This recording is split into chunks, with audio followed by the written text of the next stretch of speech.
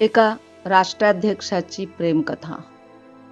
ही केवळ प्रेमकथा नाही, ही आहे अपमान, राजकारण आणि त्यागाने भरलेली एक वेदनादायक कहाणी। एका स्त्रीचं प्रेम, एका पुरुषाची प्रतिष्ठा आणि एक असं नातं ज्याने इतिहास बदलला। 1789 साल, नॅशविल जवळील एका साध्या शेतावर एक तरुण वकील येतो, अँड्रू जॅक्सन। तिथेच त्याची भेट होते रॅचेलशी, सुंदर पण आतून तुटलेली, कारण तिचं लग्न झालेलं असतं एका संशयी आणि क्रूर माणसाशी, पण नियतीला काहीतरी वेगळंच मंजूर असतं। अँड्रू आणि रॅचेल एकमेकांच्या जवळ येऊ लागतात आणि हळूहळू प्रेम फुलतं। पण हे प्रेम सोपं नव्हतं। धोकादायक प्रवास, इंडियन हल्ले, समाजाचा विरोध आणि सर्वात मोठा आघात, रॅचेलवर लावलेला व्यभिचाराचा आरोप। चुकीच्या माहितीमुळे त्यांचं लग्नच बेकायदेशीर ठरतं, तरीही ते पुन्हा लग्न करतात, कारण त्यांचं प्रेम कोणत्याही नियमांपेक्षा मोठं असतं। पण अँड्रूचा स्वभाव आगीसारखा तापट। जो कोणी रॅचेलचा अपमान करेल तो वाचणार नाही। एका अपमानासाठी तो द्वंद्वयुद्ध करतो, गोळी लागते तरी तो उभा राहतो आणि आपल्या प्रेमासाठी लढतो। दरम्यान युद्ध सुरू होतं। अँड्रू रणांगणावर जातो आणि रॅचेल ती एकटी सगळं सांभाळते। त्यांनी दत्तक घेतलेलं मूलही नियती हिरावून घेते। पण खरी लढाई अजून बाकी असते। अँड्रू राष्ट्राध्यक्षपदासाठी उभा राहतो आणि मग सुरू होतो सर्वात घाणेरडा खेळ, राजकारण। सभांमध्ये लोक रॅचेलला अपमानित करतात, तिला वेश्या म्हणतात। हा अपमान तिचं हृदय तोडतो आणि मग अँड्रू जिंकतो। तो राष्ट्राध्यक्ष बनतो, पण जिच्यासाठी तो लढला ती त्याच्यासोबत नसते। शेवटच्या श्वासात रॅचेल त्याला एकच सांगते, द्वेष बाळगू नकोस।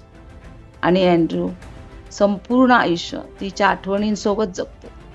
या चित्रपटाचे दिग्दर्शक हेनरी लेविन यांनी ही कथा केवळ ऐतिहासिक चरित्रपट म्हणून नाही, तर एक भावनिक ट्रॅजेडी म्हणून सादर केली आहे।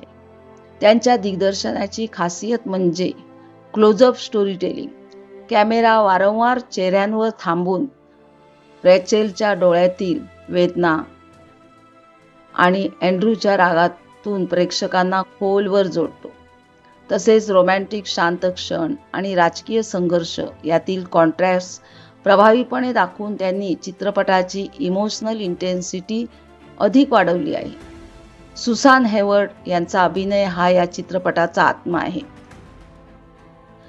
त्यांच्या परफॉर्मन्समध्ये आतली वेदना, मूक ताकद आणि शेवटचं भावनिक तुटणं हे तिन्ही स्तर अत्यंत सूक्ष्म एक्सप्रेशन्समधून दिसतात। समाजाच्या आरोपांमुळे होणारी वेदना, शांतपणे सगळं सहन करणं आणि शेवटच्या प्रसंगातील भावना, हे सगळं इतकं खरं वाटतं की त्यांचा अभिनय खूप प्रभावी ठरतो। चार्लटो हेस्टन यांनी अँड्रू जॅक्सन ची भूमिका एक तापट, जिद्दी आणि प्रेमळ माणूस म्हणून खूप छान साकारली आहे। त्यांचा राग, विशेषतः इन्सल्ट सहन न करणारा स्वभाव आणि ड्युएल सीन्समधील इंटेन्सिटी स्पष्ट दिसते। पण रॅचेल सोबतच्या प्रसंगांमध्ये ते एक प्रेमळ आणि संवेदनशील पती म्हणूनही दिसतात। एकीकडे योद्धा आणि दुसरीकडे प्रेमासाठी झगडणारा माणूस, हे दोन्ही पैलू त्यांनी खूप संतुलित पद्धतीने दाखवले आहेत। द प्रेसिडेंट्स लेडी ही फक्त राष्ट्राध्यक्षाची कथा नाही, तर एका स्त्रीची आहे जिने प्रेमासाठी अपमान सहन केला, आणि त्या पुरुषाची आहे ज्याने तिच्यासाठी जगाशी लढा दिला, पण शेवटी तिला वाचवू शकला नाही। कधी कधी इतिहासात नाव मोठं होतं, पण त्यामागचं दुःख त्याहूनही मोठं असतं। नमस्कार, मी सुनीता। जर तुम्हाला असे विचार करायला लावणारे चित्रपट आवडत असतील तर व्हिडिओला लाईक करा आणि चॅनलला सबस्क्राईब करायला विसरू नका।